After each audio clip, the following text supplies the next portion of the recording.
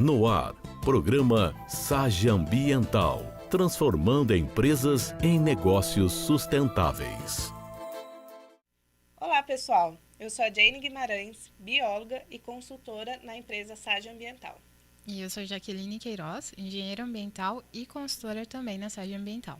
No último episódio nós falamos sobre a água e ficamos de falar sobre o solo, não é, Jaque? Sim, acabamos nos empolgando na conversa e nem vimos o tempo passar, mas hoje encerraremos esse assunto.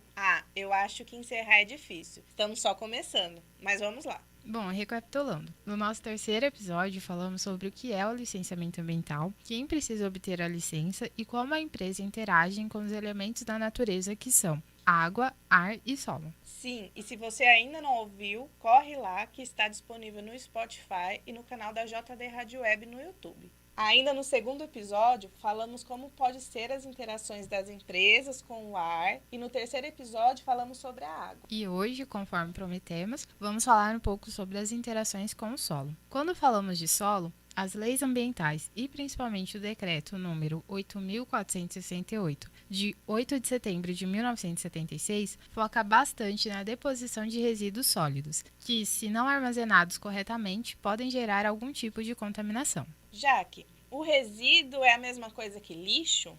Sim e não. Lixo geralmente se refere a um termo mais pejorativo daquilo que não tem mais serventia nenhuma e que deve ser jogado fora.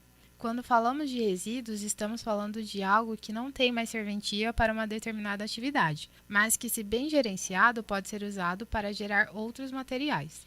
Que legal, Jaque. Então é aquilo que falamos sobre separação de lixo e reciclagem nas nossas casas? Sim, quando falamos de resíduos domésticos e urbanos, podemos falar sobre reciclagem sim, principalmente daqueles materiais que mais usamos, como papel, plástico, papelão, garrafas PET, dentre outros. Esse é um assunto legal para falarmos em outro episódio também, mas nesse podemos focar mais nos resíduos industriais, para não perdermos o fio da meada. Pode ser, Jaque. Eu já estou até pensando em outro especialista e super amigo meu que pode vir aqui falar com a gente sobre isso.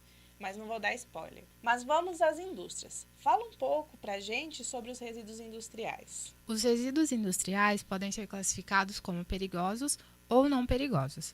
Os resíduos perigosos são chamados de classe 1 e são aqueles que possuem características de inflamabilidade, corrosividade, reatividade, toxicidade e patogenicidade. Ou seja, são resíduos que apresentam risco à saúde pública e ao meio ambiente, e devem ser geridos de formas específicas, de acordo com as suas características. Já os resíduos de classe 2, os não perigosos, são classificados como inertes, classe 2A, e não inertes, classe 2B. Os inertes são aqueles que apresentam características de combustibilidade, ou aqueles que podem pegar fogo, ou que seus componentes são solúveis em água, enquanto os resíduos não inertes não são solúveis em água. Há ainda os resíduos patogênicos, classe C, que são provenientes de hospitais e serviços de saúde. Parece um pouco complicado, Jaque. Existe alguma forma específica de gerenciar esses resíduos? Sim, na verdade trata-se de um assunto tão importante que existe uma lei federal específica para tratar desse assunto. É a Política Nacional de Resíduos Sólidos, Lei nº 12.302, de 2 de agosto de 2010. Essa lei fala sobre a classificação,